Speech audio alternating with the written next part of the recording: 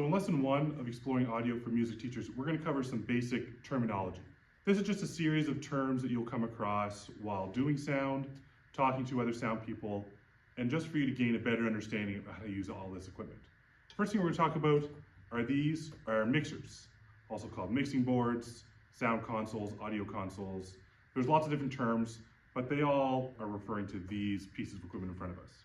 And what these mixers are, they take multiple sound sources or inputs and combine them to just one or two outputs that would go to our main speakers.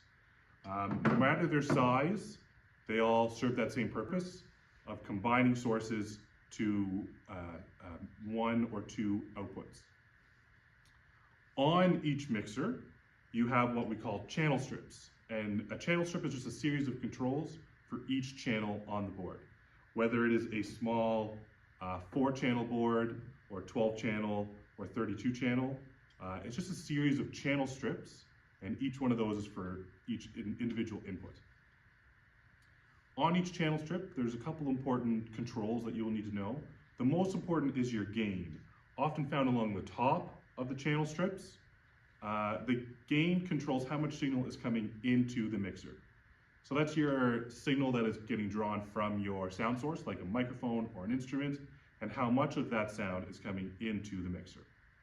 At the bottom of the channel strip, you will have a slider or a fader, or on some smaller mixers, just simply a knob, and that's your volume control. So that is how much of that channel sound is going out of the mixer into the main speakers.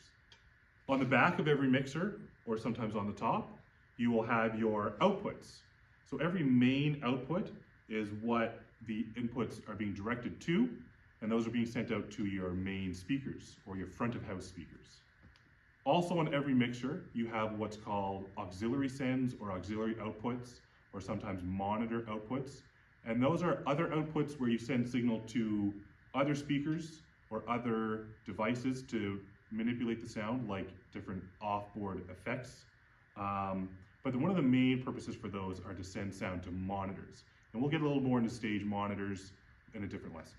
There's a lot more terms you will find on the written resource that goes along with this series.